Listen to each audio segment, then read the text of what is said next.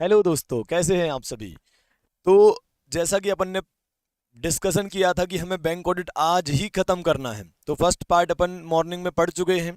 अभी ये जो इसमें कुछ पॉइंट जो रह गए थे उनको अपन इस लेक्चर में डिस्कस करने वाले हैं।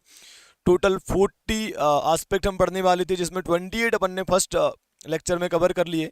बचे हुए जो हैं 12 13 जो भी हैं, तो उनको अपन कवर करने वाले हैं। राइट। तो चलिएगा, ध्यान से सुनिएगा। यहां से हमें पढ़ना था, क्या लिखा है sir. Audit of advances. In audit of advances auditor is primarily concern with obtaining evidence about the following. जब मैं एडवांसेस को चेक कर रहा हूं तो बताओ मुझे मेनली क्या चेक करना है, मेनली किन चीजों को के रिगार्डिंग एविडेंस ऑब्टेन करना है। आपको पता है 29 30 और 31 ये लोगों को बड़ा कंफ्यूज करते, लोग मिक्स करके आ जाते हैं, तो थोड़ा अलर्ट रहिएगा, है ना। यहाँ पे थोड़ी एक्स्ट्रा एफर्ट भी लगाने पड़ते हैं, क्योंकि बैंक ऑडिट में ये वाला पोर्शन थोड़ा सा याद करने जैसा है, मैं मानता हूँ। ठीक है। तो बताओ एडवांसेस में मुझे क्या चेक करना है, ठीक है ना। किस चीज के रिगार्डिंग एविडेंस ऑब्टेन करने हैं। बताओ एडवांसेस क्या है बैंक के लिए, एक असेट है, तो असेट में कौन सी एजर्सन चेक करते हैं, ईआरसीबी और प्रेजेंटेशन डिस्क्लोजर, तो सभी हर एक आइटम में चेक करते हैं। तो सुनो, सबसे पहले कहीं कोई अनरिकॉर्डेड एडवांस तो नहीं है, कहीं कोई एडवांसेस रिकॉर्ड होने से रह तो नहीं गया। फिर जो एडवांसेस हैं वो रिप्रेजेंट करते हैं amount due to the bank. इसका मतलब आपका सच्ची में भी राइट है उनके ऊपर।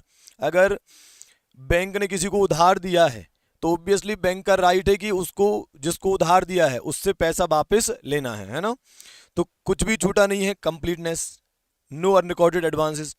फिर जो अमाउंट आपने एडवांस के रूप में दिखाए हैं, it is what due to the bank है, एक्चुअली मतलब राइट है बैंक का उनसे पैसा रिकवर करने का। फिर जो भी एडवांसेस हैं they are supported by loan documents and other documents, ये एग्जिस्टेंस का प्रूफ है। अगर आपको जानना है कि सच्ची में भी लोन या एडवांस बैंक ने दिया था या नहीं दिया था, तो डॉक्यूमेंट से पता चल जाएगा, है ना। ये ऐसा लिखा नहीं है बुक में, ये मैं याद कराने के एंगल से बोल रहा हूँ आपको कि ऐसे आप याद रख सकते हो, है ना। फिर valuation of advances appropriate, valuation advances का वैल्यूएशन सही से करा है, उस पर प्रोविजनिंग वगैरह सही से बनाई है ना। फिर appropriate provisions towards advances as per the RBI norms, RBI के नॉर्म्स के हिसाब से प्रोविजन बनाए या नहीं बनाए, तो ये वैल्यूएशन वाले ही हो गया, साथ में आ गए, है ना। प्रेजेंटेशन डिस्क्लोजर का क्या है, advances are classified described disclosed as per relevant statutory and regulatory requirement. याद आ रहा है कुछ, CDD में बोलता था, क्लासिफाइड डिस्क्राइब्ड और डिस्क्लोज्ड, चैप्टर 1 में यूज करता था, है ना। ओके। तो एडवांसेस के रिगार्डिंग हमें ये 6-7 चीजें चेक करना है। आप चाहो तो इन्हें सीक्वेंस में लिख सकते हो, जैसे कि पहले एग्जिस्टेंस वाला लिख लो, ठीक है, फिर R for rights and obligation वाला लिख लो, फिर C फॉर कंप्लीटनेस वाला लिख लो, फिर V फॉर वैल्यूएशन वाला लिख लो। वैल्यूएशन में दो आ जाएंगे, एक वैल्यूएशन अप्रोप्रिएट है कि नहीं है, और एडवांसेस पर प्रॉपर प्रोविजनिंग करी एज पर आरबीआई नॉर्म्स या नहीं करी, ठीक है। और लास्ट हो जाएगा कि जो आपका प्रेजेंटेशन डिस्क्लोजर है वो बराबर है। इसका मतलब एडवांसेस को आपने प्रॉपरली क्लासिफाइड डिस्क्राइब्ड और डिस्क्लोज करा है एज पर लीगल और रेगुलेटरी रिक्वायरमेंट्स, राइट। फिर क्या है सर, 30 नंबर का पॉइंट, ये सबसे ज्यादा मिक्स करता है, तो देखना। Auditor can obtain Sai about advances bye study and evaluation of internal control. इसका मतलब मुझे एडवांसेस चेक करना है, तो मैं दो काम करूंगा, एक तो इंटरनल कंट्रोल को स्टडी करूंगा और इवेल्युएट करूंगा, एक तो ये करूंगा। एंड बाय, क्या लिखा है, तो by study and evaluation of internal controls relating to advances, and यहां पर बीच में एंड बाय, मतलब मैं और क्या कर सकता हूं, ठीक है। तो एडवांसेस को चेक करने में एक तो मैं कंट्रोल्स चेक करूंगा कि एडवांसेस पर कंट्रोल बढ़िया है कि नहीं, वो 31 नंबर की पॉइंट में बताया है। एडवांसेस पर कंट्रोल में क्या क्या चेक करना है, एडवांसेस में इंटरनल कंट्रोल चेक करना है, और उसमें क्या क्या चेक करना है वो यहां बताया है, ठीक है। और क्या चेक करना है वो यहां बताया है, ठीक है। तो सबसे पहले reviewing the operation of the account, कोई भी अकाउंट है वो सही से ऑपरेट कर रहा है नहीं कर रहा है वो हमें देखना है। फिर अप्रोप्रिएट एनालिटिकल प्रोसीजर लगाना है एडवांसेस को चेक करने के लिए, इधर उधर से कंपेयर करना है ना। फिर examining the validity of recorded amount, जो अमाउंट रिकॉर्ड करे हैं वो वैलिड है भी या नहीं, फेक रिकॉर्डिंग तो नहीं करी। लोन डॉक्यूमेंटेशन एग्जामिन करना है। फिर examining the existence and valuation of security करना है। और compliance with RBI norms including appropriate classification and provisioning, RBI norms bank ने कंप्लाई करे हैं एडवांसेस के रिगार्डिंग या नहीं करे हैं, जैसे कि अप्रोप्रिएट क्लासिफिकेशन और प्रोविजनिंग करी है कि नहीं करी एज पर आरबीआई नॉर्म्स। तो जो मैं समझता हूँ, आप क्या करिएगा, ये जो पॉइंट है और जो अपन ने 30 नंबर की हेडिंग में पढ़ी, इन दोनों को आप मिक्स करके भी लिखोगे तो चलेगा। मतलब अगर आप कंफ्यूजन हो रहा है आपको, तो ये दोनों को आप मिला जुलाकर सरकार बना सकते हो। देखो ये तो आराम से याद रह जाएंगे ऊपर वाले, इनमें कुछ ये और मिला लेना, क्योंकि वैसे भी एग्जाम में बड़ा कंफ्यूजन हो जाता है कि कौन सा वाला लिखना है इन दोनों में, तो आप मिलाकर भी लिख सकते हो। देखो यार, मैं भी समझता हूँ कि ऐसे पढ़ देना और बोल देना आसान है, लेकिन जब याद करने की बात आती तो प्रॉब्लम होती है। तो मैं क्या कह रहा हूँ बेटा कि 29 पूरा याद करो और 30 के जो जो पॉइंट सही लग रहे हैं तो वो मिक्स कर लो, कि अगर इस रिगार्डिंग क्वेश्चन आया तो हमको ये पूरा ही छाप देना है। ठीक है ना? ओके। अब 31 स्पेसिफिक क्वेश्चन है। 31 स्पेसिफिक क्वेश्चन है। क्या लिखा है? Evaluation of internal control over advances to determine nature time extent of substantive procedure. मैं एडवांसेस को चेक करने गया। अब एडवांसेस को चेक करने गया तो एडवांसेस को चेक करना, एक एरिया को चेक करना है, तो उस एरिया को चेक करने के पहले मुझे nature time extent of audit procedure decide करना है। और नेचर टाइम और extent of audit procedure decide करने के लिए मुझे पहले इंटरनल कंट्रोल चेक करने पड़ेंगे। इंटरनल कंट्रोल अच्छे होंगे तो उस हिसाब से एनटी ऑफ ऑडिट प्रोसीजर होगा, इंटरनल कंट्रोल खराब होंगे तो उस हिसाब से एनटी ऑफ ऑडिट प्रोसीजर लगाऊंगा ना। ओके, तो इंटरनल कंट्रोल में क्या क्या चेक करना चाहूंगा मैं, कब मैं मान लूंगा कि जो बैंक है उसमें इंटरनल कंट्रोल अच्छे हैं एडवांसेस पर? सुनो कब। पहला, operation of each advance should be reviewed at least once in a year. मैं पूछूंगा कि क्यों हर एक एडवांस को एटलीस्ट एक बार तो आप रिव्यू करते हो ना, कि वो सही से ऑपरेट कर रहा है कि नहीं कर रहा, वो अकाउंट बराबर चल रहा है कि नहीं चल रहा है। ठीक है। दूसरा, देखो इनमें सीक्वेंस है। जब आपके यहाँ कोई लोन लेने आता है या जब आप किसी को एडवांस देते हो तो क्या आप उसकी क्रेडिट वर्दीनेस चेक करते हो? तो सबसे पहले बोरोवर आया तो क्या आप उसकी क्रेडिट वर्दीनेस चेक करते हो, उसके बाद ही एडवांस देते हो ना? बोले हाँ, इसका मतलब आपके यहाँ का इंटरनल कंट्रोल बढ़िया है। दूसरा, compliance with the terms of sanction and and use of fund should be ensure. फिर अपन उनसे क्या बोलेंगे कि सुनो, हमारे यहाँ लोन तभी सैंक्शन होता है जब उसकी कुछ कंडीशन रहती है, वो कंप्लाई करोगे तो हम लोन सैंक्शन करेंगे।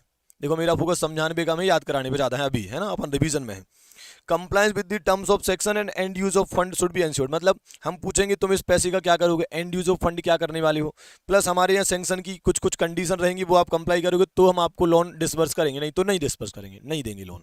ठीक है। उन्होंने पूछा कि क्या कंडीशन पूरी करनी है साहब बताओ ना, तो अपन ने बोला कि देखो बढ़िया सी सिक्योरिटी देनी पड़ेगी, सफिशिएंट मार्जिन रखना पड़ेगा। मतलब अगर मान लो कोई कस्टमर आपके पास 20 लाख का लोन लेने आया है तो अपन उससे कम से कम 25-30 लाख की तो सिक्योरिटी उससे लेंगे, तो ये मार्जिन क्रिएट हो गया। 30 लाख की सिक्योरिटी भी रखी, 20 लाख का लोन दिया, 10 लाख का मार्जिन क्रिएट हो गया, है ना। फिर बोले और क्या कंडीशन पूरी करनी है? ऑल सिक्योरिटीज रिक्वायरिंग रजिस्ट्रेशन, जिन सिक्योरिटी को रजिस्ट्रेशन करवाना जरूरी है वो रजिस्टर भी करा दिए हैं in the name of bank, right. ठीक है। फिर all the necessary document should be executed, फिर सारे डॉक्यूमेंट आप पूरे साइन वाइन करा लो। फिर क्या करो, अगर किसी ने कोई गुड्स गिरवी रखे हैं, मतलब कोई गुड्स गिरवी रखे, मूवेबल असेट अपने पास गिरवी रखी है बैंक के पास, तो उसके केस में अपन को क्या चेक करना है? उसका कंटेंट और जो पैकेज है, कंटेंट और जो पैकेज है उसको टेस्ट चेक कर लेना है कि कहीं उसमें कोई गड़बड़ तो नहीं है। लास्ट के 3 पॉइंट ड्राइंग पावर से रिलेटेड है। इंटरनल कंट्रोल चेक करना है। पहला पॉइंट, क्या हर साल कम से कम एक बार हर एक अकाउंट को रिव्यू करा जाता है क्या? ठीक है। फिर इसके बाद के पॉइंट सीक्वेंस में है। कस्टमर आता है तो क्या क्रेडिट वर्दीनेस चेक करते हो? फिर दूसरा उसके बाद वाला क्या है? फिर अपन ने कैसे याद करा कि बैंक बोलता है कि आपको टर्म्स ऑफ सैंक्शन कंप्लाई करनी पड़ेंगी, आपको एंड यूज ऑफ फंड जो बोलोगे वही आपको रखना पड़ेगा, तो हम आपको लोन देंगे, है ना। तो मैं एज एन ऑडिटर क्या देखूंगा कि क्या आपके यहाँ जो टर्म्स एंड कंडीशन आप लोन सैंक्शन करते समय बताते हो वो लोन देते समय चेक भी करते हो नहीं करते हो? जैसे सैंक्शन में लिखा कि ये 4 कंडीशन पूरी करेगा बरोबर तो उसको लोन देंगे, तो जब सही में आप अमाउंट उसको डिसबर्स करने लगते हो तब ये चेक करते हो कि जो सैंक्शन जिन कंडीशन पे आपने लोन अप्रूव करा था, सैंक्शन करा था, वो पूरी हुई या नहीं हुई, ऐसा। फिर सफिशिएंट मार्जिन है कि नहीं वो देखते हो कि नहीं देखते हो। फिर जो सिक्योरिटी का रजिस्ट्रेशन बैंक के नाम पे कराना चाहिए वो कराते हो नहीं कराते हो, है ना। फिर ये सब चीज़ें हो गई, ये दोनों चीज़ें हो गई। फिर सारे डॉक्यूमेंट साइन वाइन करा लो, एग्जीक्यूट करवा लो। और फिर अगर कोई गुड्स कस्टमर ने आपको गिरवी दिया है तो देख लो कि उसका कंटेंट और पैकेज जो है वो बराबर है कि नहीं, वो सही है कि नहीं, है ना। 3 पॉइंट ड्राइंग पावर के हैं। इसमें क्या है sir? Drawing power register should be updated every month. Drawing power stock और डेटर का अमाउंट चेंज होगा तो ड्राइंग पावर भी चेंज होगा ना। तो इनका कहना ये है कि एज एन ऑडिटर हम ये चेक करेंगे क्या बैंक का मैनेजमेंट, बैंक वाले क्या हर महीने स्टॉक का जो रजिस्टर है वो अपडेट कर रहे हैं या नहीं कर रहे। अगर कर रहे हैं इसका मतलब ये कि कंट्रोल अच्छे हैं, है ना। फिर अकाउंट शुड बी केप्ट, क्या वो लोग इस बात का ध्यान रखते हैं मैनेजमेंट वाले कि अकाउंट जो है वो रखा गया है with in both the drawing power and the sanctioning limit. And account which exceed the sanction limit, अगर कोई अकाउंट ड्रॉइंग पावर या सैंक्शन लिमिट को क्रॉस कर रहा है तो उसको कंट्रोलिंग अथॉरिटी को नोटिस में लाया जा रहा है या नहीं लाया जा रहा है, या बस वो चले आ रहा है, कोई किसी को बता ही नहीं रहा ऊपर वाली अथॉरिटीज को। तो ये पॉइंट मुझे लगता है कि आसानी से याद हो सकते हैं और ये इंपॉर्टेंट भी है क्वेश्चन। ठीक है बेटा, ओके। फिर क्या है sir, audit approach and procedure for income. ओ हो 32 पॉइंट शुरू हो चुका है कि इनकम का ऑडिट कैसे करेंगे, बैंक की इनकम का ऑडिट कैसे करेंगे, तो उसके लिए क्या ऑडिट अप्रोच और प्रोसीजर होगी, बोलो यारो। तो देखो क्या लिखा है, ये पॉइंट्स मैंने बना दिए बढ़िया सिंपल लैंग्वेज में। देखो, while auditing income of bank auditor should obtain reasonable assurance that, जब मैं उनकी इनकम का ऑडिट कर रहा हूं तो मुझे इस बात का रीजनेबल एश्योरेंस लेना है कि कोई इनकम अनरिकॉर्डेड तो नहीं रहेगी, सारी इनकम रिकॉर्ड करी है या नहीं करी है। फिर जो इनकम है वो बैंक से ही बिलोंग करती है, जो इनकम है वो करेक्ट अकाउंट में रिकॉर्ड की जा रही है, करेक्ट पीरियड में रिकॉर्ड की जा रही है। तो ये बेसिक पॉइंट हो गया कि हमें रीजनेबल एश्योरेंस लेना है कि जो इनकम से रिलेटेड अजर्सन है वो पूरी हो रही कि नहीं हो रही है, सारी इनकम रिकॉर्ड हो रही है, इनकम बैंक से ही रिलेटेड है, सही अकाउंटेड में रिकॉर्ड हो रही है, सही अकाउंटिंग पीरियड में रिकॉर्ड हो रही है, राइट। फिर RBI direction on large income क्या है, income should be recorded on accrual basis as per AS9, bank में इनकम को रिकॉग्नाइज करना है एक्रूअल बेसिस पर एज पर AS9 की कंडीशन को ध्यान में रखते हुए। अब क्या लिखा है, if income exceed 1% of total income if the income is recorded on a gross basis, अगर बैंक में कोई इनकम ग्रॉस बेसिस पर रिकॉर्ड होती है तो जो भी ग्रॉस या टोटल इनकम होगी उसका 1% अगर कोई आइटम ऑफ इनकम एक्सीड करता है तो उसको एक्रूअल बेसिस पे ही रिकॉर्ड करना है। आपको पता है इनकम जो होती है उसको रिकॉर्ड करने के दो तरीके हो सकते हैं। पहला तरीका ग्रॉस बेसिस पर रिकॉर्ड करो, दूसरा तरीका नेट बेसिस पर रिकॉर्ड करो। नेट बेसिस पर मतलब जो रिसीट आई है माइनस एक्सपेंडिचर कर दो, फिर जो नेट आएगा वो रिकॉर्ड कर लो, सही है ना। जैसे आपने शेयर मार्केट में पैसा लगाया और आपको उसमें कुछ प्रॉफिट हुआ, अब वो प्रॉफिट हुआ तो उसमें दुनिया भर के खर्चे भी तो कटेंगे ना, चाहे वो STT हो, चाहे वो ब्रोकरेज हो, चाहे वो और भी कोई ट्रांजेक्शन चार्जेस हो, तो वो सब भी तो घटेंगी। तो या तो तरीका हो सकता है कि आप receipt minus expenditure net basis पे रिकॉर्ड करो, या फिर आप ग्रॉस बेसिस पे रिकॉर्ड करो। तो इन्होंने क्या बोला है कि अगर बैंक ग्रॉस बेसिस पे रिकॉर्ड करती है इनकम को तो 1% ऑफ टोटल इनकम हमें लेना है कि कोई भी आइटम ऑफ इनकम जो हम रिकॉर्ड करने वाले हैं, कोई भी आइटम ऑफ इनकम अगर हम रिकॉर्ड करने वाले हैं तो हम पहले क्या चेक करेंगे कि वो टोटल इनकम का 1% से ज़्यादा है क्या, अगर है तो उसे हम लार्ज इनकम मानेंगे, और लार्ज इनकम मानेंगे तो क्या करेंगे, एक्रूअल बेसिस पर रिकॉर्ड करेंगे। एक्चुअली क्या है बेटा, बैंक में ना ये सिस्टम चलता है कि अगर इममटीरियल इनकम है, छोटी मोटी चीज़ें हैं, तो उसको कैश बेसिस पे भी रिकॉर्ड करते रहते हैं, पर मटेरियल चीज़ों को तो एक्रूअल बेसिस पे ही रिकॉर्ड करना होता है, ऐसा इनका कहना है। और मटेरियल किसको मानते हैं ये, कि जब आपका कोई item of income 1% of total income को एक्सीड कर रहा हो, है ना। इसी तरह से अगर आपके यहाँ इनकम रिकॉर्ड होती है नेट ऑफ कॉस्ट बेसिस पे, तो ऐसे केस में आपको क्या देखना है कि जो इन आइटम ऑफ इनकम है, कोई भी इनकम का जो आइटम है वो एक्सीड कर रहा है 1% of net profit before tax, ठीक है ना। फिर आपको नेट प्रॉफिट जो है बिफोर टैक्स उसका 1% निकाल लो, आप देख लो क्या कि आपका कोई जो इनकम ऑफ आइटम है या आइटम ऑफ इनकम जो है जिसको आप रिकॉर्ड करने वाले हो, तो देख लो क्या ये नेट प्रॉफिट बिफोर टैक्स का 1% से ज़्यादा है, यदि हाँ तो फिर तो एक्चुअल बेस पर रिकॉर्ड करना ही पड़ेगा। ये पॉइंट में थोड़ी सी मेहनत है और इस पर क्वेश्चन भी बन सकता है, ठीक है। फिर मटेरियल में क्या लिखा है, देखो इससे तुम्हें ये सेकंड पॉइंट भी अच्छे से समझ में आ जाएगा। If any item of income is not considered to be material it may be recognised when received, अगर आपको लगता है कि कोई आइटम ऑफ इनकम मटेरियल नहीं है तो आप उसे कैश बेसिस पे भी रिकॉर्ड कर सकते हो, समझ रहे हो। And the auditor need not to qualify their report, और ऑडिटर को ऐसे केस में क्वालिफाई करने की जरूरत नहीं है रिपोर्ट को, ठीक है। फिर इनकम ऑन एनपीए तो पता ही है आपको, कैश बेसिस पर ही रिकॉर्ड करते हैं, मतलब जब एक्चुअली इनकम रिसीव होती है तब हम रिकॉर्ड करते हैं। एक बार अगर कोई एडवांस एनपीए बन गया तो उस पर जो इनकम होती है उसको फिर हम कैश बेस पर रिकॉर्ड करना शुरू कर देते हैं, एक्रूअल बेसिस खत्म हो जाता है। फिर एडवांसेस अगेंस्ट सिक्योरिटी अपन पहले ही पढ़ चुके हैं, क्या है, अगर टर्म डिपॉजिट 5 गोल्डन सिक्योरिटीज बताई थी, term deposit, NSC, IBP, KBP और लाइफ पॉलिसीज, अगर इनको गिरवी रख के आपने एडवांस दिया था तो क्या लिखा है, may be taken to income account on the due date provided adequate margin is available in the accounts. अगर इनके केस का मैटर है तो ड्यू डेट पे आप इनकम रिकॉर्ड कर सकते हो एक्रूअल बेसिस पे, समझ रहे हो।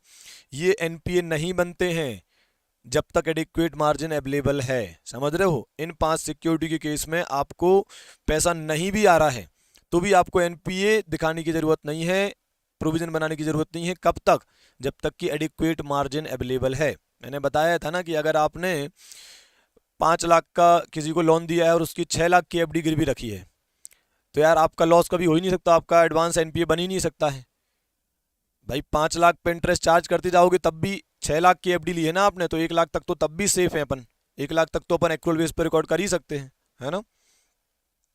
फिर बिल्स परचेज में क्या लिखा है, in the case of bills purchased outstanding at the close of the year the discount received thereon should be properly apportioned between 2 years. समझ रहे हो, आपने बिल परचेज करा, उस पर डिस्काउंटिंग करी, बिल परचेज करके डिस्काउंट करा। अब मान लो उस पर इनकम होनी है आपको कितनी, मान लो आपको होनी है 30,000 रुपये इनकम होनी है उस पर, ठीक है। लेकिन जो बिल का पीरियड है वो कुछ पीरियड इस साल में आ रहा है, कुछ पीरियड उस साल में आ रहा है, तो दोनों सालों में आपको इनकम अपोर्शन करनी पड़ेगी। 30,000 का फायदा हो रहा है और मान लो इस साल के 2 महीने हैं और बिल का जो मेच्योरिटी है वो 30 अप्रैल को खत्म हो रहा है, 30 अप्रैल को खत्म हो रहा है, तो मतलब फेब और मार्च इसी ईयर में है और अप्रैल नेक्स्ट ईयर में जा रहा है। तो जो 30,000 है उसमें से 20,000 अपने वाले साल में आ जाएंगे, इस साल में आ जाएंगे, और जो 10,000 है वो अगले साल में अपोर्शन होगी इनकम, है ना, समझ रहे हो ना आप। तो बिल डिस्काउंटिंग पे अगर इनकम रिसीव होती है, इनकम मिलती है, तो उसको जो पीरियड, उस बिल का पीरियड जिस पीरियड में जा रहा है उस हिसाब से अपोर्शन करना पड़ेगा। जितना पीरियड अपने ईयर में आ रहा है उतना अमाउंट आप अपनी पीरियड में अपोर्शन कर दो और बाकी का नेक्स्ट ईयर में कर दो, है ना। बिल्स फॉर कलेक्शन में क्या लिखा है, मीनिंग देखो, अच्छा बैंक बिल को कलेक्ट करने का भी काम करता है, ये बिल डिस्काउंटिंग से अलग है। मतलब बैंक क्या बोल रहा है कि आप कहाँ परेशान हो गए, आपका बिल हम कलेक्ट करके लाके आपको पैसा दे देंगे, आप हमें इसके बदले कमीशन की इनकम दे देना, ठीक है ना। तो when a bank collect a bill on behalf of customer the customer account is credited only after the payment is actually received from the pair. मैंने आपसे बोला कि आपका बिल मैं कलेक्ट करके आपको पैसा दे दूंगा। अब बताओ, जब तक मैं कलेक्ट नहीं कर लेता आपके बिहाफ में, जब तक मैं आपके बिहाफ में जिससे पैसा कलेक्ट करना था उससे कलेक्ट नहीं कर लेता, तब तक मैं आपका अकाउंट क्रेडिट क्यों करूंगा। पहले मुझे पैसा मिले तो मैं आपको दूंगा ना। तो मैं कस्टमर का अकाउंट तभी क्रेडिट करूंगा जब मुझे पैसा मिल जाएगा, समझ रहे हो। मैं कस्टमर का अकाउंट तभी क्रेडिट करूंगा जब मुझे पैसा मिल जाएगा, ठीक है। और रही बात कमीशन इनकम की, मान लो 1 लाख रुपए मैंने आपके बिहाफ में कलेक्ट करे और उस पर मान लो 5,000 रुपये मुझे कमीशन मिलना था या 2,000 रुपये मिलना था, तो वो 2,000 रुपये कमीशन का क्या करना है, तो देखो क्या है, the bank earn a commission for this service, commission मिलेगा। The commission becomes due only after the bill is collected not before that. जब तक कि मैं आपके बिहाफ में बिल कलेक्ट नहीं कर लेता, जब तक कि मैं आपके बिहाफ में बिल कलेक्ट नहीं कर लेता तब तक ये इनकम ड्यू नहीं होगी। जैसे ही मैंने बिल कलेक्ट करा आपके बिहाफ में, अब मेरी इनकम क्या हो गई, अब मैं इसे रिकॉग्नाइज कर सकता हूं क्योंकि मैंने आपका काम कर दिया है, आपको सर्विस दे दी है। आपके बिहाफ में पैसा कलेक्ट करना था, मैंने कर लिया है, अब मेरा कमीशन ड्यू हो गया है। तो मैं जो आपको पैसा दूंगा ना उसमें ही कमीशन काट के और आपको नेट दे दूंगा। 1 लाख रुपया देना है, उसमें 2,000 रुपये कमीशन काट के 98,000 से आपका अकाउंट क्रेडिट कर दूंगा और 2,000 रुपये से मेरी इनकम मुझे मिल जाएगी। सही है ना, ओके। फिर क्या है रीनेगोशिएशंस, इसमें क्या लिखा है, व्हेन अ लोन इज रीनेगोशिएटेड और रीशेड्यूल्ड। कभी कभी जब पैसा नहीं मिलने लगता है ना कस्टमर से तो लोन को रीनेगोशिएट या रीशेड्यूल किया जाता है, ठीक है। जैसे कि extending the repayment period, repayment period को बढ़ा देना। द बैंक में चार्ज फीस एंड कमीशन, इसके बदले अपन क्या लेंगे उनसे, फीस या कमीशन लेंगे यार कि हम आपको पहले 12 महीने का समय दे रहे थे, अब 15 महीने का समय दे रहे हैं, 3 महीने आपको एक्स्ट्रा दिया ना, तो फ्री में थोड़ी देंगे, उसका कुछ चार्ज लेंगे, ठीक है। तो क्या लिखा है, when to record fees and commission should be recorded on accrual basis, उस फीस और कमीशन को हम एक्रूअल बेसिस पर रिकॉर्ड करेंगे। और उसको स्प्रेड ओवर करेंगे to the extended loan period. क्या मतलब हुआ सर? इमीडिएटली आपको रिकॉर्ड नहीं करना है, आपने जितना भी पीरियड एक्सटेंड करा होगा उस पूरे पीरियड में आपको उस इनकम को रिकॉर्ड करना है। क्या मतलब सर? मान लो बैंक ने 10 लाख का लोन रीशेड्यूल करा है फॉर 2 more years। पहले हमने 10 लाख रुपए आपको 10 साल के लिए दिए थे, पहले हमने आपको 10 लाख रुपए 10 साल के लिए दिए थे, अब मैंने टाइम बढ़ाकर कितना कर दिया है? 12 साल। तो मतलब 2 years आपको एक्स्ट्रा दे दिए, ठीक है। और इसके बदले चार्जेस कितने लिए मैंने? 20,000 रुपये। तो ये 20,000 रुपये कब रिकॉर्ड करूं? अभी रिकॉर्ड कर लूं? नहीं, ये कब की इनकम है? वो 2 साल एक्स्ट्रा दी उसकी इनकम है ना। तो पहले साल में 10,000 की इनकम रिकॉग्नाइज करेंगे और नेक्स्ट ईयर में भी 10,000 की इनकम रिकॉग्नाइज करेंगे। क्लियर है ये? बोलो यार। 10 साल की जगह 12 साल करा, 2 साल एक्स्ट्रा दिए, इसके बदले 20,000 रुपये लिए, तो 2 साल में 20,000 की इनकम को 10,000 करके बांट दो, खत्म बात, डन। फिर क्या लिखा है? Income from investment. Income from investment. और हमारी अगली हेडिंग है income from investment. Income from investment, इसमें क्या लिखा है? Interest income on investment, this includes all income derived from. एक हेड होता है, आप किसी भी बैंक के आप फाइनेंशियल स्टेटमेंट निकाल लीजिएगा या मैं आपको भेज दूंगा, तो आप देखना उसमें कि इंटरेस्ट इनकम ऑन इन्वेस्टमेंट में क्या क्या दिखाते हैं वो। गवर्नमेंट सिक्योरिटीज से मिलने वाला interest, bond debenture of corporate से मिलने वाला interest, other investment by way of interest and dividend. Other कोई इन्वेस्टमेंट करा है उसमें इंटरेस्ट या डिविडेंड आपको मिल रहा है, ये सब के सब कहाँ जाते हैं? इंटरेस्ट इनकम ऑन इन्वेस्टमेंट में। एक्सेप्ट क्या बोला है इन्होंने? Income earn by way of dividend from subsidiaries and joint ventures abroad और इन इंडिया। अगर आपको अपनी सब्सिडरीज या ज्वाइंट वेंचर से ही डिविडेंड मिलता है तो उसको इंटरेस्ट इनकम ऑन इन्वेस्टमेंट में आपको नहीं दिखाना है। तो कहां दिखाना है उसको? फिर अदर इनकम में दिखाया जाता है, उसे बैंक की अदर इनकम माना जाता है, उसे इंटरेस्ट इनकम ऑन इन्वेस्टमेंट में आपको नहीं दिखाना है। कहीं क्वेश्चन ना बन जाए एमसीक्यू, ध्यान रखना है ना। ब्रोकन पीरियड इंटरेस्ट जो होता है, जो आपने पेड करा होता है ऑन सिक्योरिटी परचेस्ड, उसे नेट ऑफ करके दिखाया जाता है इंटरेस्ट इनकम ऑन इन्वेस्टमेंट में। एग्जाम्पल, मान लीजिए मैंने कोई सिक्योरिटी खरीदी थी और उस पर मुझे इंटरेस्ट मिला 60,000 रुपये। कितना मिला? 60,000 रुपये मिला। लेकिन जब वो मैंने सिक्योरिटी खरीदी, अच्छा वो सिक्योरिटी पे क्या होता था कि 6-6 महीने में ब्याज मिलता था, 6-6 महीने में ब्याज मिलता था, तो मैंने खरीदी तो मुझे 60,000 रुपये का ब्याज मिला। लेकिन वो सिक्योरिटी मैंने बीच में खरीदी थी, बीच में खरीदी थी मतलब 3 महीने किसी और ने होल्ड करी और बाद के 3 महीने मैंने होल्ड करी। तो सुनना, 6 महीने का ब्याज होता है 60,000 रुपये। अब स्टार्टिंग 3 महीने किसी और ने होल्ड करी, फिर उससे मैंने खरीद ली, बाद के 3 महीने का इंटरेस्ट मुझे मिलना चाहिए, पहले के 3 महीने का इंटरेस्ट उसे मिलना चाहिए। तो मुझे मिल जरूर 60,000 रहा है, लेकिन हकीकत में 30,000 मुझे किसको देना पड़ेगा? जिससे मैंने सिक्योरिटी खरीदी थी। तो उसको बोलते हैं, उस इंटरेस्ट को बोलते हैं ब्रोकन पीरियड इंटरेस्ट। तो ब्रोकन पीरियड इंटरेस्ट इनकम में से नेट ऑफ करा जाएगा ना। इनकम कितनी? 60,000, और उसमें 30,000 का ब्रोकन पीरियड इंटरेस्ट मैंने पे करा जिससे मैंने सिक्योरिटी खरीदी थी, तो नेट कितना बचा? 30,000। वही मुझे इनकम के रूप में दिखाना है, ठीक है। फिर क्या है? Profit on sale of investment.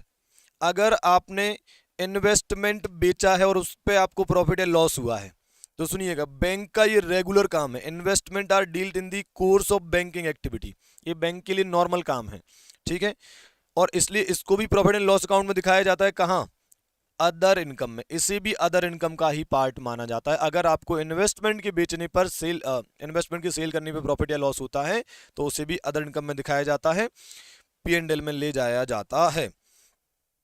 फिर क्या लिखा है? अगर रिवैल्यूएशन ऑफ इन्वेस्टमेंट करा है तो देखो क्या लिखा है, as per RBI guidelines investment should be valued periodically. थोड़े थोड़े पीरियड में इन्वेस्टमेंट क्या होना चाहिए? रिवैल्यू होना चाहिए। एंड एनी डेप्रीसिएशन और appreciation should be recorded in the P&L। और जो भी एप्रीसिएशन वगैरह होता है, डेप्रीसिएशन वगैरह, उसको P&L में रिकॉर्ड करना है। कहाँ? अदर इनकम में, ठीक है। तो देखा जाए तो सब कुछ अदर इनकम में ही जा रहा है। प्रॉफिट और loss on sale of investment, profit, अब चूंकि लॉस की अपन इसलिए बात नहीं कर रहे, अपन इनकम की बात कर रहे हैं ना। फिर प्रॉफिट और loss on revaluation of investment, ये भी अदर इनकम में गया। अगर सब्सिडरी या ज्वाइंट वेंचर से डिविडेंड मिला है तो भी कहाँ जाएगा?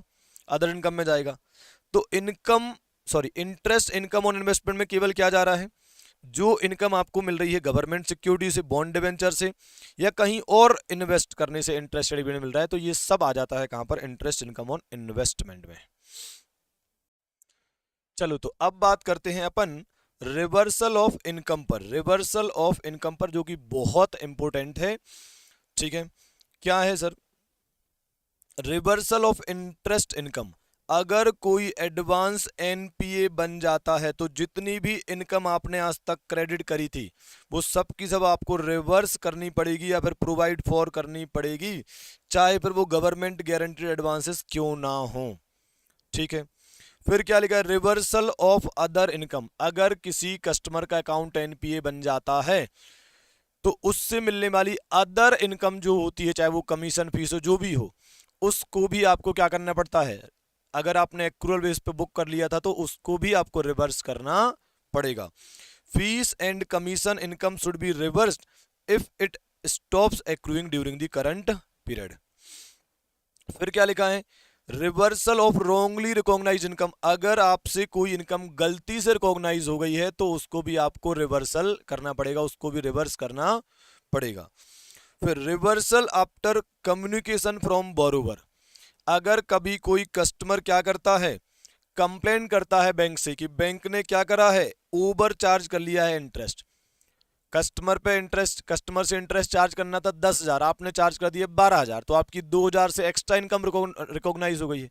अब अगर कस्टमर ने आपसे कंप्लेन करी है तो आप एक बार उसको इन्वेस्टिगेट कर लो, और अगर वो उस पर पता चलता है कि गलती से सच में भी अपन से 2,000 रुपये एक्स्ट्रा चार्ज हो गया है तो उसको रिवर्स कर लो, है ना। तो देखो क्या लिखा है, sometimes a borrower may notice that the bank has overcharged or made an error in calculating interest. Bank ने ज्यादा इंटरेस्ट चार्ज कर लिया है गलती से। If the borrower complaint is valid the bank should reverse the extra interest charge. तो जो extra charge करा है उसको रिवर्स कर देना है। ऑडिटर्स रूल में क्या लिखा है? ऑडिटर को चेक करना है कि क्या बैंक ने इन्वेस्टिगेट करा बोरोवर की कंप्लेंट को, फिर क्या बैंक ने उस गलती को करेक्ट कर लिया है, ठीक है, और फिर क्या बैंक ने प्रॉपरली रिवर्स कर लिया है इनकरेक्ट इंटरेस्ट चार्ज को in the books of account. ठीक है, फिर ऑडिटर को इंक्वायर करना है if there are large debits in the interest income account. ओहो, इंटरेस्ट इनकम अकाउंट में डेबिट्स क्यों आ रहे हैं क्रेडिट की जगह पर, मतलब रिवर्सल्स हो रहे हैं, तो बड़े बड़े रिवर्सल्स क्यों हो रहे हैं हम पूछेंगे ना यार, क्या क्या झोल क्या चल रहा है, क्यों इतने रिवर्सल हो रहे हैं। फिर ऑन लीज्ड असेट, अगर बैंक ने कोई असेट लीज पर दी है तो उससे उसको फाइनेंस इनकम होती है। अगर वो इनकम होना बंद हो जाए और वो अकाउंट क्या हो जाए, एनपीए हो जाए, वो अकाउंट क्या हो जाए, एनपीए हो जाए, तो आपको उसमें भी फिर एक्रूअल बेसिस बंद करके आपको क्या करना पड़ेगा, जो इनकम आपने एक्रूअल बेसिस पर रिकॉर्ड करी है उसको रिवर्स करना पड़ेगा या प्रोवाइड फॉर करना पड़ेगा, मतलब प्रोविजन बनाना पड़ेगा। बोलो यारो, तो वही वही बात बार बार लिखी है कि लीज असेट में भी हम ऐसा करेंगे, अदर इनकम के केस में भी ऐसा करेंगे, रॉन्गली रिकॉग्नाइज इनकम में भी हम ऐसा करेंगे, हर केस में ऐसा करेंगे यार। अगर आपने एक्रूअल बेस पे इनकम चार्ज कर ली है और वो अकाउंट एनपीए बन गया है, समझो इजी टिप दे रहा हूँ, सीधी सीधी लाइन में क्या हो रहा है, अगर कोई अकाउंट एनपीए बन गया है तो जो इनकम आपने एक्रूअल बेस पे रिकॉर्ड करी है उसको रिवर्स करना है या प्रोवाइड फॉर करना है, दैट्स इट, यही कॉन्सेप्ट है। अब कभी वो लीज असेट पे होगा, कभी वो रॉन्गली रिकॉग्नाइज इनकम के केस में होगा, कभी वो अदर इनकम के केस में होगा, कभी वो इंटरेस्ट इनकम के केस में होगा, तो what ever may be the case, करना तो सेम ही है, पर एग्जाम में आएगा तो ये चारों केसेस लिखने पड़ेंगे, है ना। ओके, फिर क्या है भाई, अच्छा इसमें लिखा था when to reverse if the finance income was already recorded. अगर आपने ऑलरेडी फाइनेंस इनकम रिकॉर्ड कर ली थी पर रिसीव नहीं हुई थी तो उसको रिवर्स करना पड़ेगा करंट पीरियड में। हाँ तो ठीक है, यही तो पढ़ते हैं और क्या। फिर क्या है, reversal of income on takeout finance, reversal of income in case of takeout finance. तो भाई पहले तो सुन लो तुम, टेकआउट फाइनेंस होता क्या है। देखो, एक बड़ा बैंक है एचडीएफसी बैंक, उसने अदानी जी को लोन दिया है फॉर इंफ्रास्ट्रक्चर डेवलपमेंट। ठीक है, इसका मतलब पहले तो ये कॉन्सेप्ट समझो कि टेकआउट फाइनेंस में क्या हो रहा है कि किसी इंफ्रास्ट्रक्चरल डेवलपमेंट के पर्पज से कोई बड़ा लोन दिया जा रहा है। ठीक है, तो अदानी जी इंफ्रास्ट्रक्चर डेवलपमेंट का काम करते हैं, तो एचडीएफसी बैंक ने उनको 100 करोड़ का लोन दिया है 2 साल के लिए। अब मुझे बताओ, क्या अदानी 2 साल का लोन चाहेगा इतनी बड़े इंफ्रास्ट्रक्चर डेवलपमेंट के लिए? 2 साल बाद तो उसको शायद इनकम ही मिलना शुरू हो पाए, तो वो चुकाएगा कैसे एचडीएफसी बैंक को, और 2 साल में इतनी जल्दी कैसे चुका देगा वो पैसा। ठीक है, तो फिर एक कॉन्सेप्ट आया पिक्चर में टेक आउट फाइनेंस का। अब इसमें क्या होगा कि एक एक्सिस बैंक मतलब एक और बैंक पिक्चर में आया, और उसने क्या बोला कि एचडीएफसी बैंक सुनो, आप थोड़े समय की रिस्क ले लो 2 साल की। एचडीएफसी बैंक, एक्सिस बैंक क्या कह रहा है कि एचडीएफसी बैंक आप क्या करो, 2 साल की रिस्क ले लो, 2 साल में इनका प्रोजेक्ट कंप्लीट हो जाएगा तो वो प्रोजेक्ट इनकम जनरेट करना शुरू कर देगा। ठीक है, तो आप बस 2 साल के लिए लोन दे दो और अच्छा इंटरेस्ट चार्ज कर लो, 2 साल के लिए लोन दे दो। अदानी जी का काम हो गया। लेकिन अदानी जी अभी भी परेशान है कि यार 2 साल में थोड़ी चुका पाऊंगा इतना बड़ा अमाउंट। तो एक्सिस बैंक क्या करेगा, इस लोन को टेक ओवर कर लेगा, और एक्सिस बैंक क्या बोलेगा अदानी जी से कि चलो ये जो 100 करोड़ रुपए है ना, आप 10 साल में चुका देना। अब तो ठीक है ना, तो अदानी जी का बढ़िया काम हो गया, ऐसे बोलते take out finance. Axis bank ने एचडीएफसी बैंक ने जो लोन दिया था उसको टेक आउट कर लिया, उसको ले लिया है, ट्रांसफर कर लिया अपने पास। इससे किसको क्या फायदा हुआ, अदानी जी को लंबे समय के लिए लोन मिल गया, अदानी जी के लिए लंबे समय के लिए लोन मिल गया। दूसरी बात, जब ये पिक्चर बनी, इस टाइप का केस बनना शुरू हुआ, तो इंफ्रास्ट्रक्चर डेवलपमेंट के लिए और सारे लोन के ऑप्शन खुल गए। नहीं तो पहले सब डरते थे, तो थोड़ी रिस्क एचडीएफसी बैंक ने ली, और जब प्रोजेक्ट पूरा हो गया तो एक्सिस बैंक ने ले लिया उस लोन को। ठीक है, अच्छा इससे एक और फायदा होता है, कभी कभी ना ऐसे सेक्टोरल इश्यूज होते हैं। सेक्टोरल इश्यूज मतलब लिमिट्स होती हैं, बैंक के पास लिमिट होती है कि कौन से सेक्टर में आप कितना पैसा दे सकते हो। ठीक है, अब पता चला एचडीएफसी बैंक का ज्यादा हो रहा है इंफ्रास्ट्रक्चर डेवलपमेंट में, पैसा ज्यादा दे चुके हैं वो, तो इसको ट्रांसफर कर देंगे ना एक्सिस बैंक को, इसको ट्रांसफर कर देंगे ना एक्सिस बैंक को, तो बढ़िया काम हो जाएगा, इनका सेक्टोरल इशू खत्म हो जाएगा।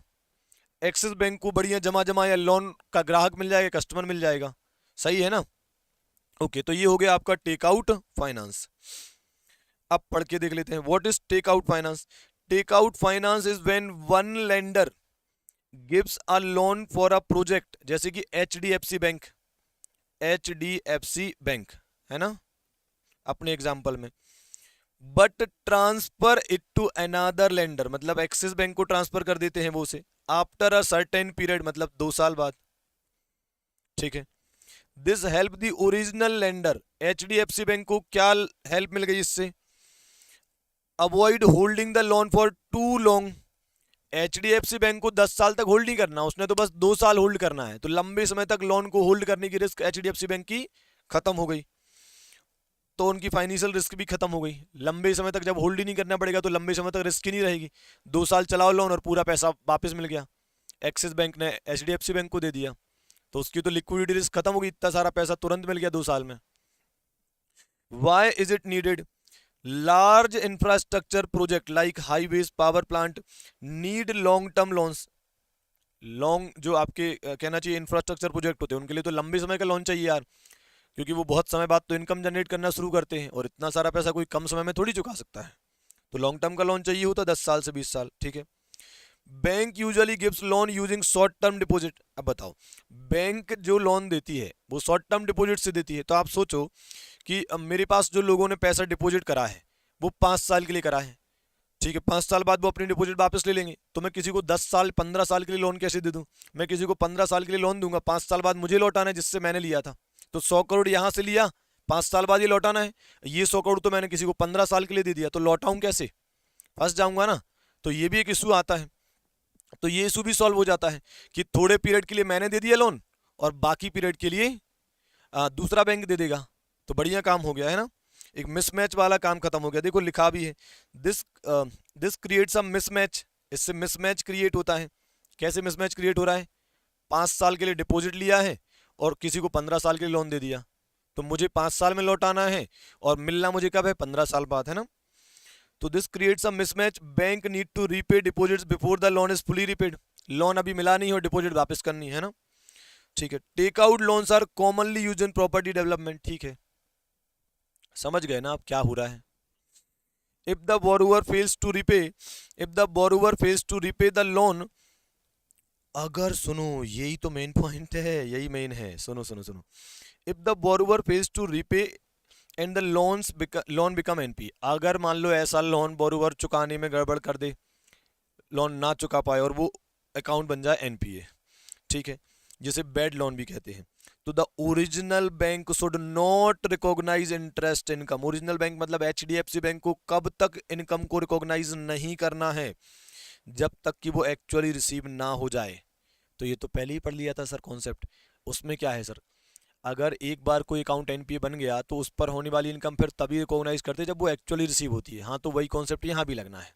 ठीक है, तो अगर आपका वो अकाउंट एनपीए बन जाए तो फिर ओरिजिनल बैंक को तब तक इनकम को रिकॉग्नाइज नहीं करना है जब तक कि वो एक्चुअली रिसीव ना हो जाए, या तो बोरोवर से या फिर न्यू लेंडर से। भाई कोई भी, भाई एचडीएफसी बैंक क्या बोल रहा है, चाहे बोरोवर मुझे पैसा दे दे या बोरोवर नहीं दे रहा तो जो नया बैंक जो इस लोन को टेक आउट करने वाला है वो मुझे दे दे, कहीं से भी मुझे पैसा मिलना चाहिए। मुझे तो पैसा मिल जाएगा तो मैं इसको एनपीए नहीं दिखाऊंगा। फिर देखो objectives of take out finance, unnecessarily यहाँ इस चैप्टर में उन्होंने देकर रखा है। चलो देख लेते हैं जल्दी से क्या क्या है, कभी ये ना आ जाए, आजकल ऐसे ही कुछ भी कर देता है। तो पहला objective, to expand sources of finance for infrastructure project. Sources of finance expand हो गए भाई, अब दो दो बैंक एक ही प्रोजेक्ट को लोन दे रहा है एक तरीके से, है ना। To expand sources of finance for infrastructure project by facilitating participation of new entities. HDFC और न्यू एंटिटी कौन हो गई जो पार्टिसिपेट कर रही है, एक्सिस बैंक। तो increase funding options for project developer, जो प्रोजेक्ट डेवलपर है उनके लिए फंडिंग ऑप्शन एक्स्ट्रा हुआ है, क्योंकि यार ये तो बहुत रिस्की काम है, इसके लिए कोई लोन देना नहीं चाहता है। तो अगर ये ऑप्शन बढ़ जाएंगे तो जो प्रोजेक्ट डेवलपर होते हैं उनके लिए तो बढ़िया काम हो गया, है ना। फिर क्या है, टू एड्रेस सेक्टोरल और ग्रुप और entity exposure issues and asset liability mismatch concern of tenders. समझ रहे हो आप, एक तो असेट लाइबिलिटी मिसमैच मैंने बताया था कि 5 साल की डिपॉजिट मिलती, 15 साल के लोन कैसे दे दूं, और सेक्टोरल इशूज, मेरा इस सेक्टर में मैक्सिमम इतना ही हो सकता था, तो अब मैं इसको मुझे ठीक करना है तो मैं लोन किसी और को ट्रांसफर कर दूंगा तो मेरा सेक्टर वाला जो सेक्टोरल वाला इशू वो खत्म हो जाएगा, असेट लाइबिलिटी मिसमैच वाला भी इशू खत्म हो जाएगा, है ना। ठीक है, फिर एक और क्या हो जाएगा, to boost the availability of longer tenor debt finance for project. अब ये टेक आउट फाइनेंस की वजह से जो लॉन्गर टेनर डेट फैसिलिटी है वो एक तरीके से अवेलेबल होने लगी है, किसके लिए, प्रोजेक्ट डेवलपर के लिए। भाई टेक आउट फाइनेंस से जो डेवलपर है उसके लिए तो ज्यादा टेन्योर मिल गया ना, 2 साल किसी और ने लोन दे दिया या 5 साल किसी और ने दे दिया और बाकी के 7-8 साल किसी और ने दे दिया, तो बैंक के लिए तो अल्टीमेटली 5 और 8 13 साल मिल गए ना, बढ़िया काम हो गया। तो to boost the availability of longer tenor debt finance for project developers को ज्यादा टेन्योर देना, ये पॉसिबल हो पा रहा है, या ज्यादा टेन्योर देना एक पर्पस है टेक आउट फाइनेंस का। इस पे तो भाई आर बनाना पड़ेगा, अगर ये याद करना है तो थोड़ी मेहनत लगेगी। ठीक है, फिर भी मैंने बहुत लैंग्वेज सिंपल कर दी है ना। चलो फिर और आगे बढ़ते हैं हम, और अब हम आ जाते हैं कहां पर, appropriation of recoveries on partial recoveries NPA. कोई अकाउंट एनपीए हो गया, अब उस पे बाद में कुछ पैसा आता है, समझ में नहीं आ रहा कि वो पैसा कहाँ एडजस्ट करूं, इंटरेस्ट में करूं कि प्रिंसिपल में करूं कि पहले वाले पैसे में करूं कि बाद वाले में करूं कि क्या करूं। ठीक है, तो सुनो, interest recognition on NPA, interest on NPA can be counted as income only when it is actually received. क्या ये हम ऑलरेडी जानते हैं? हाँ सर, एनपीए के केस में इनकम रिकॉग्निशन कैसे होता है, जब इनकम एक्चुअली रिसीव होती है मतलब तभी रिकॉग्नाइज करते हैं।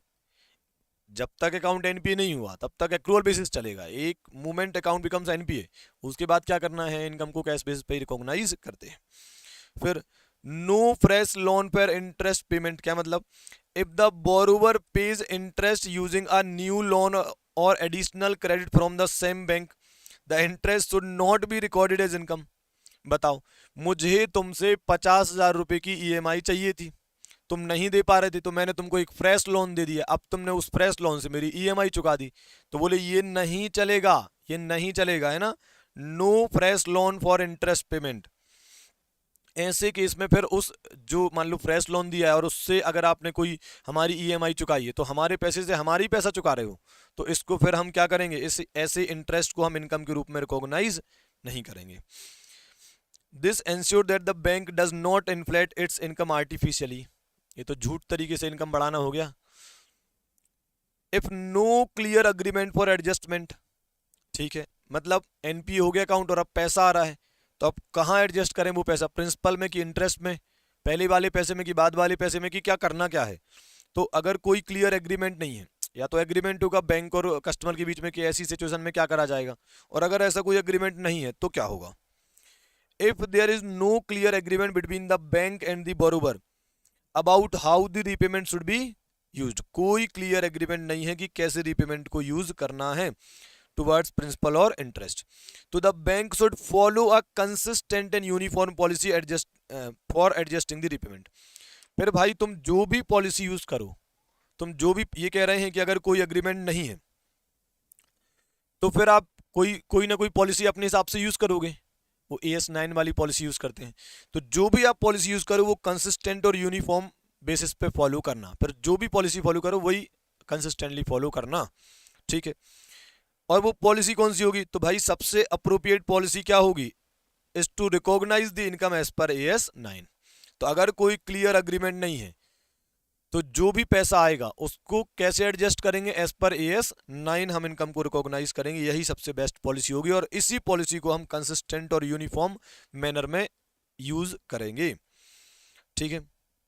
और AS9 कहता है कि recognise the income only when there is a certainty for repayment exist, पैसा आने की, अगर पैसा आना सर्टेन हो जाए तो ही हमें इनकम रिकॉग्नाइज करना है, ऐसा बोलता है AS9। If interest was reversed earlier due to NPA status, अगर कोई अकाउंट NPA बना था तो उसकी इनकम को रिवर्स करा होगा, ठीक है। बोलिए अगर ऐसा कुछ है कि पहले इनकम रिकॉग्नाइज करी फिर उसको रिवर्स करना था, तो आपने रिवर्स कर दिया था, है ना।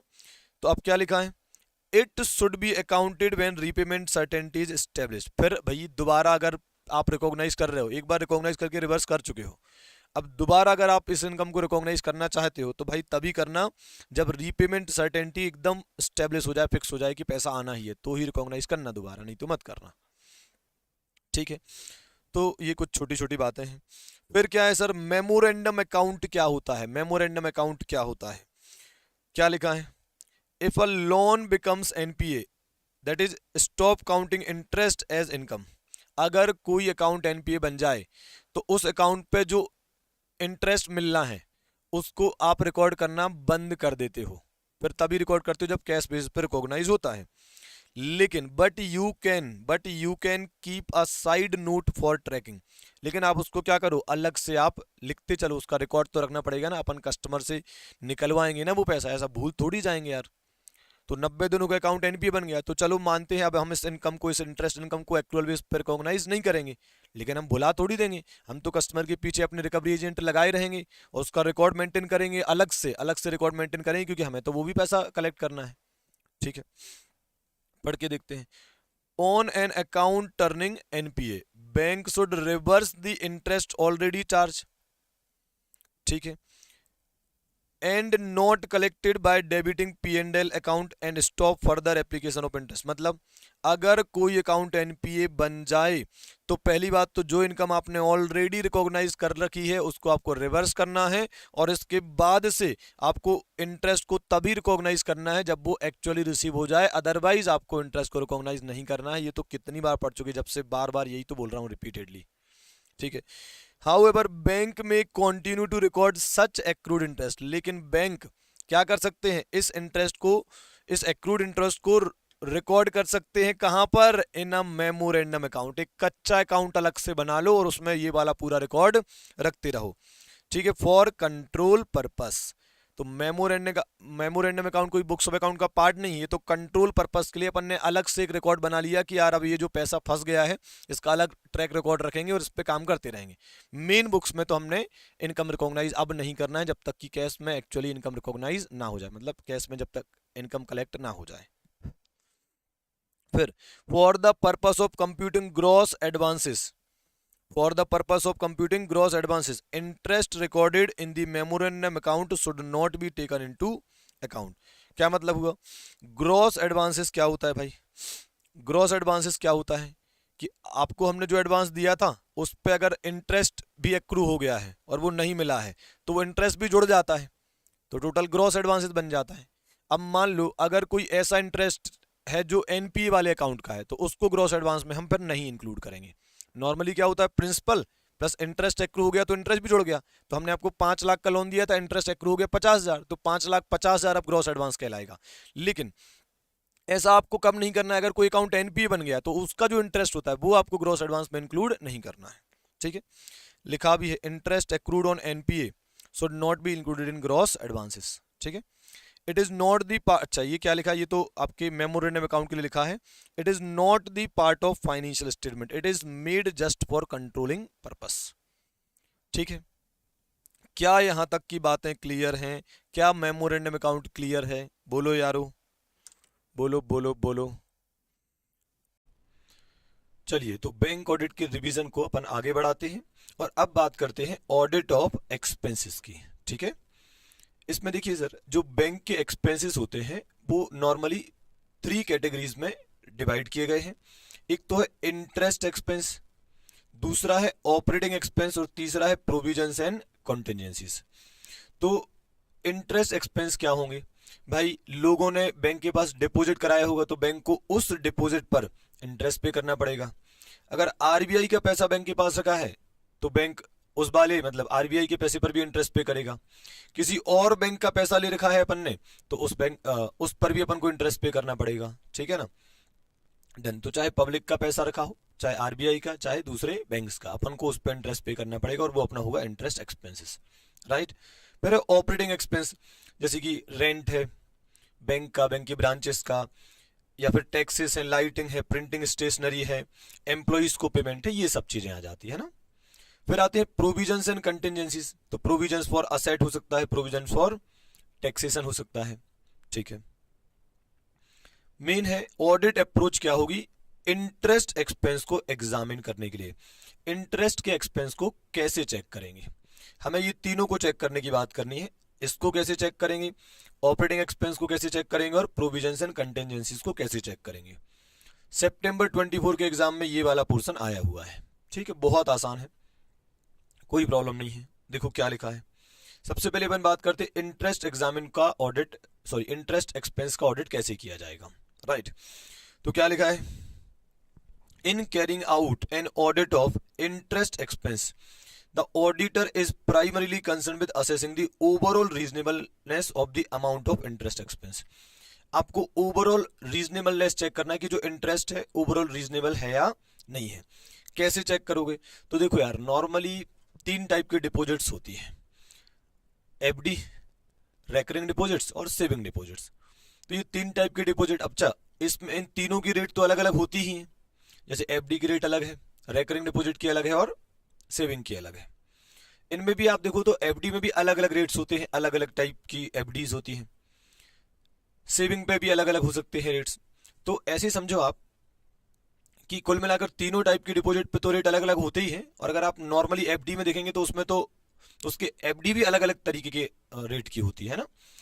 तो ऐसे केस में आपको क्या करना है, आपको देखना है कि ऑन एन एवरेज क्या लाइबिलिटीज हैं बैंक की, क्या डिपॉजिट्स हैं, मतलब एफडीज कितनी है, रेकरिंग कितनी है और सेविंग डिपॉजिट्स कितनी है।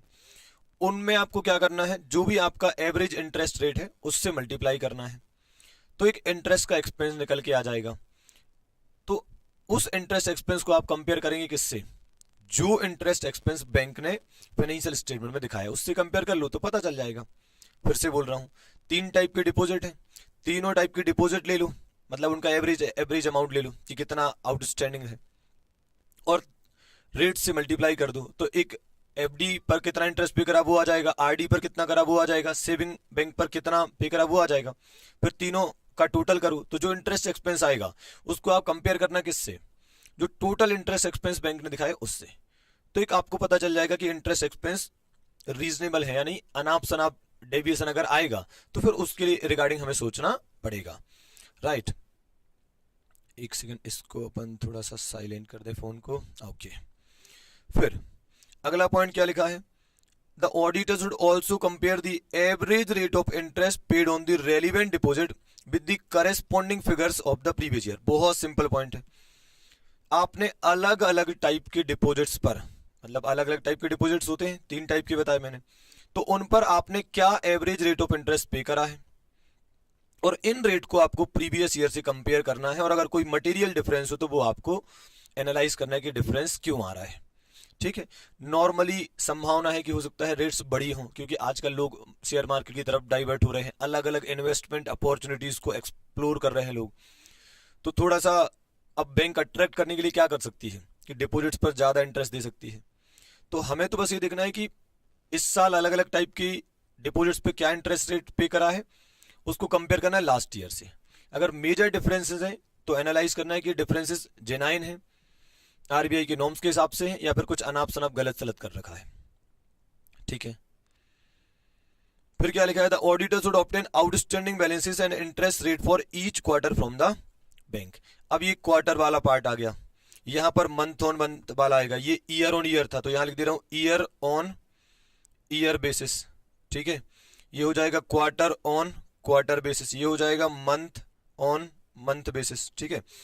यहां पर क्या बोला है, हर क्वार्टर का आउटस्टैंडिंग बैलेंस ले लो, हर क्वार्टर की अलग अलग टाइप के डिपॉजिट का आउटस्टैंडिंग बैलेंस ले लो, उनकी रेट से मल्टीप्लाई कर दो, उनकी रेट्स ले लो, मतलब हर क्वार्टर में कितना आउटस्टैंडिंग था डिपॉजिट और एवरेज रेट क्या थी, फिर अगले क्वार्टर में क्या आउटस्टैंडिंग डिपॉजिट थी और क्या रेट थी, जिस पर मतलब एक डिपॉजिट मतलब जिस पर बैंक को इंटरेस्ट पे करना है, और रेट मतलब जिस रेट से इंटरेस्ट पे करना है ना, तो वो दोनों ले लो।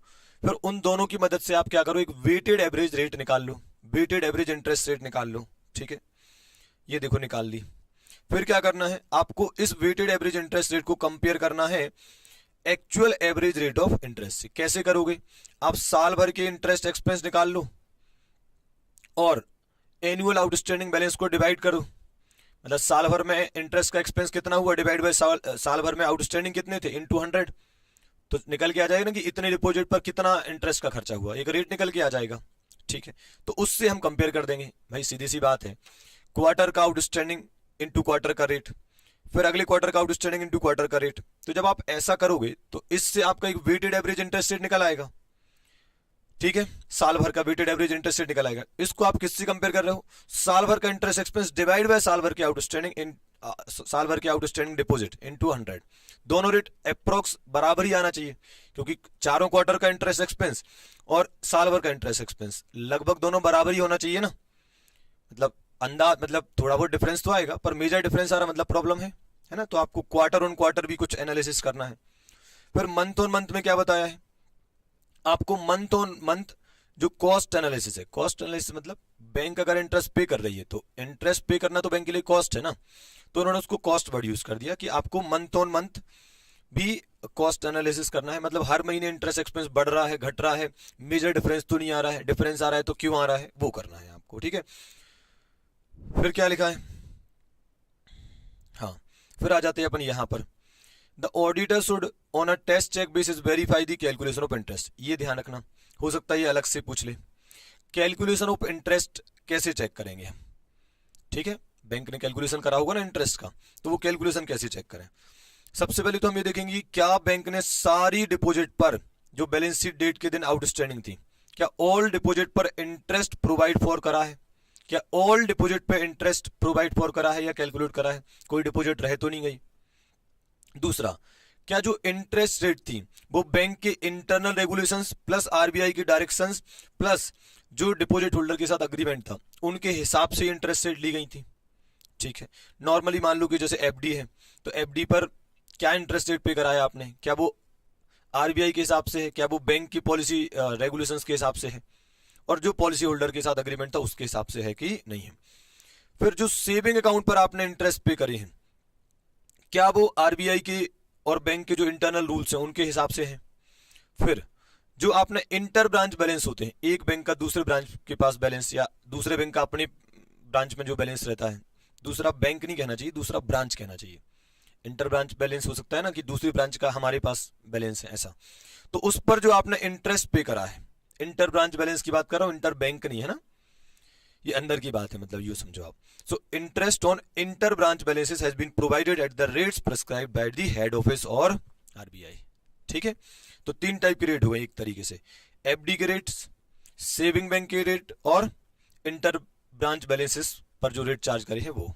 डन। तो ये हो गया अपना यहां पर फिनिश। ये आ सकता है एग्जाम में, एक कैटेगरी मैंने इसको दिया है। ठीक है। फिर आता है audit of operating expense. Audit of operating expense AC on कर दिया जाए।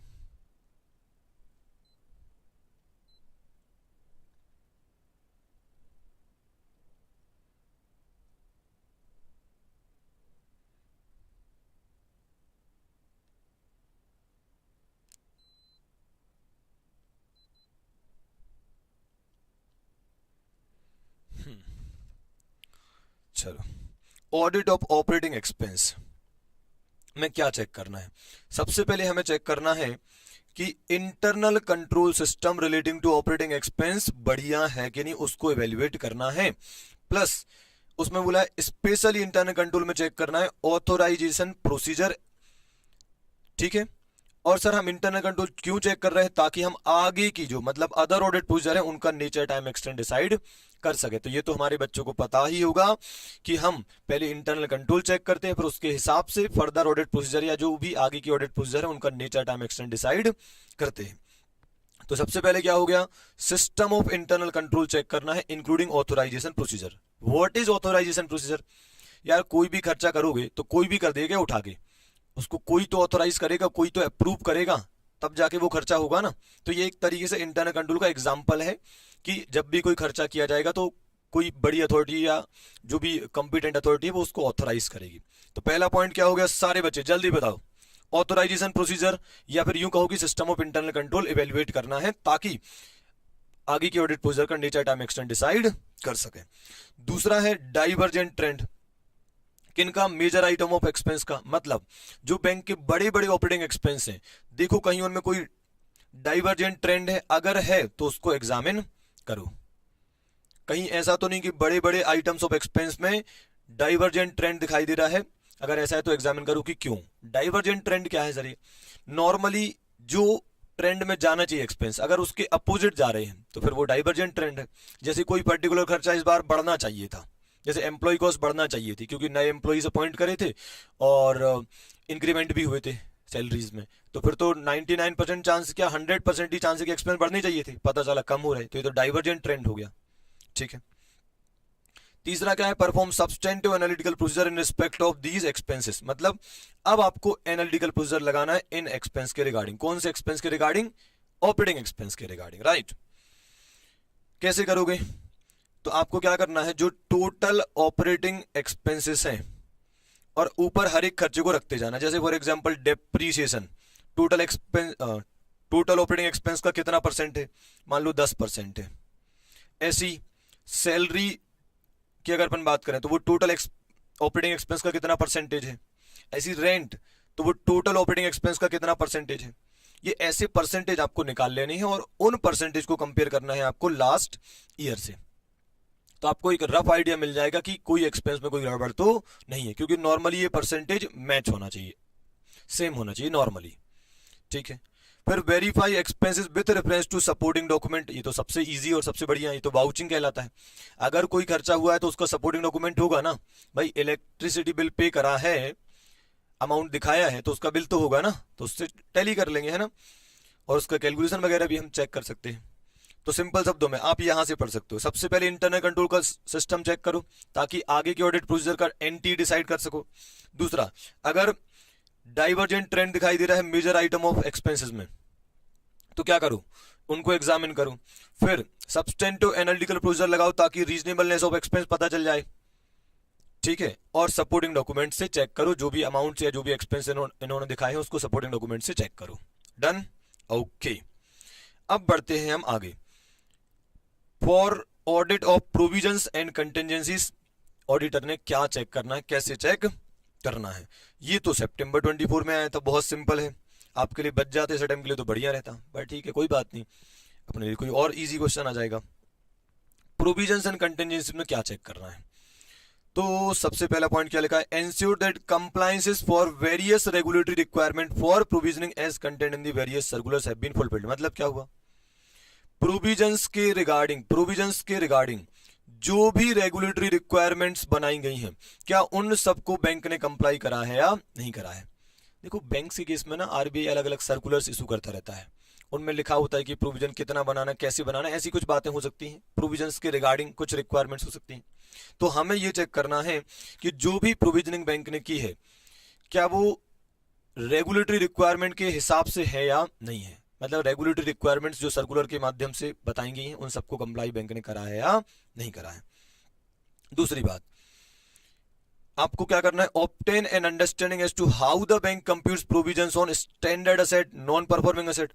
ओहो, आपको देखना है कि बैंक प्रोविजनिंग कैसे कर रहा है, असेट्स पर। किस पर, असेट्स पर। असेट्स कितने टाइप की होती हैं पता है आपको, standard, sub standard, doubtful, loss asset. तो क्या बैंक ने सही तरीके से कंप्यूट करा है इनके ऊपर प्रोविजन को। अब ये प्रोविजन नॉर्मली किस बात पर डिपेंड करता है कि भाई आपने असेट का क्लासिफिकेशन सही करा हो। अब असेट का क्लासिफिकेशन सही नहीं करा होगा आपने, आपको पता ही नहीं कि स्टैंडर्ड क्या, सब स्टैंडर्ड क्या, डाउटफुल क्या, तो आप प्रोविजन भी गलत ही निकालोगे ना। तो एक तो प्रोविजन के रेट सही होना चाहिए और दूसरा असेट का क्लासिफिकेशन सही होना चाहिए, है ना। तो ये लिखा भी है, it will primarily include checking the basis of classification of loans and receivers into standard, sub standard, doubtful, loss and NPA. किस तरीके से आपने क्लासिफिकेशन करा है इस पर डिपेंड करेगा कि आपने असेट्स पर प्रोविजन सही से बनाया है या फिर नहीं बनाया है। फिर इसको रुक जाओ अभी, फिर टैक्स वाली प्रोविजन की बात कर लें। ये तो एडवांसेस पर हो गया प्रोविजन, एडवांसेस पर या असेट पर, ठीक है। अब बात कर लेते हैं टैक्स प्रोविजन की। तो क्या इन्होंने टैक्स प्रोविजन सही से कंप्यूट करा है या नहीं करा है। अपन चेक करेंगे कौन से नेचर ऑफ आइटम डेबिट और क्रेडिट करे हैं इनने P&L में, ताकि हम ये जान सकें कि क्या इनको अप्रोप्रिएटली कंसिडर करा गया है टैक्स प्रोविजन कंप्यूटेशन में। तो भाई सिंपल सी बात है कि जो भी P&L में आपने आइटम डेबिट या क्रेडिट करे हैं, हो सकता है उसमें कुछ आइटम डेबिट ना होने हो, कुछ को एड बैक करना पड़े हमें, हो सकता है ऐसी क्रेडिट में भी हो सकता है। तो हमें चेक करना है कि जो भी आइटम्स डेबिट या क्रेडिट किए गए हैं वो इनकम टैक्स एक्ट के हिसाब से सही है या नहीं है। आप इनकम टैक्स एक्ट 1961 का रेफरेंस यहाँ पर दे सकते हैं, इनकम टैक्स एक्ट 1961, ठीक है। और लास्ट क्या है, अदर प्रोविजंस फॉर एक्सपेंसेस सही से बनाए या नहीं बनाए वो भी हमें चेक कर लेना है। Compare the provisions made with the provisions required to be made, मतलब अदर एक्सपेंस के लिए कितना प्रोविजन बनाना चाहिए था और कितना इन्होंने बनाया है। फिर examine the adequacy of the same by discussing, ठीक है, वो एडिक्वेट है कि नहीं है तो वो आप चेक करो और प्लस एक्सप्लेनेशन मांगो बैंक से अगर उनमें मेजर डिफरेंस दिखाई दे रहा है तो कितना इजी था, सोचो ये क्वेश्चन कितना इजी है। आपको देखना पहले पॉइंट में बताया है कि जो भी प्रोविजनिंग की गई है, ध्यान से सुनना, जो भी प्रोविजनिंग की है वो रेगुलेटरी रिक्वायरमेंट के हिसाब से है कि नहीं, बहुत इजी है। अब 3 टाइप के प्रोविजन की बात करनी है। कितने टाइप के प्रोविजन, 3 टाइप के। एक तो असेट्स पर, लोन्स पर, असेट्स पर प्रोविजन प्रॉपर होना चाहिए जो एडवांसेस बैंक ने दिए हैं, तो उसको चेक कर लेंगे अपन, वो डिपेंड करेगा क्लासिफिकेशन ऑफ एडवांसेस पर। दूसरा, टैक्स का प्रोविजन सही है कि नहीं है। और तीसरा, अदर एक्सपेंस के लिए प्रोविजन सही से बनाया कि नहीं बनाया। तो 3 टाइप के प्रोविजन है, असेट्स पर प्रोविजन सही बनाया कि नहीं बनाया, मतलब एडवांसेस पर। दूसरा, टैक्स पर प्रोविजन सही बनाया कि नहीं बनाया। तीसरा, अदर एक्सपेंस का प्रोविजन सही से बनाया कि नहीं बनाया। और जो भी रेगुलेटरी रिक्वायरमेंट है वो कंप्लाई की गई है या नहीं की गई है, ठीक है। एक पॉइंट मैंने छोड़ा था कि आप क्या करो, डिटेल्ड ब्रेकअप ले लो स्टैंडर्ड लोन्स का, नॉन परफॉर्मिंग लोन्स का, मतलब जो भी स्टैंडर्ड लोन से या सब स्टैंडर्ड लोन से या एनपीए लोन से, सबका डिटेल ब्रेकअप ले लो और उनको मैच करो किससे, जनरल लेजर से। ये तो काइंड ऑफ वाउचिंग हो गई यार।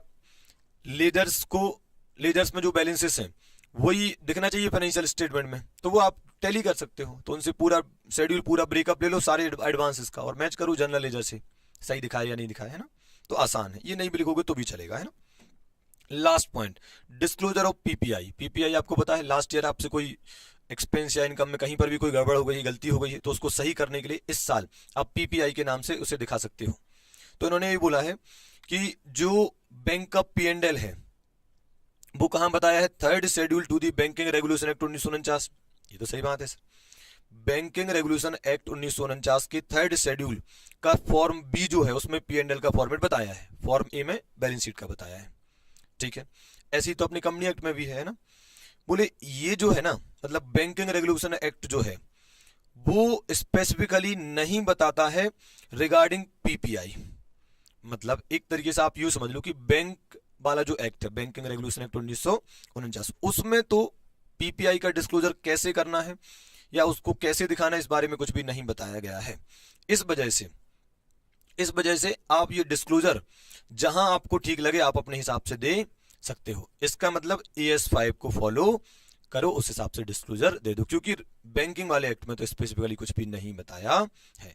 तो यहां पर देखा जाए तो अपना पूरा बैंक ऑडिट ही फिनिश होता है। बहुत बढ़िया चैप्टर है, इजीली आप 7-8 नंबर यहाँ से स्कोर कर सकते हो। Okay, tata, bye bye.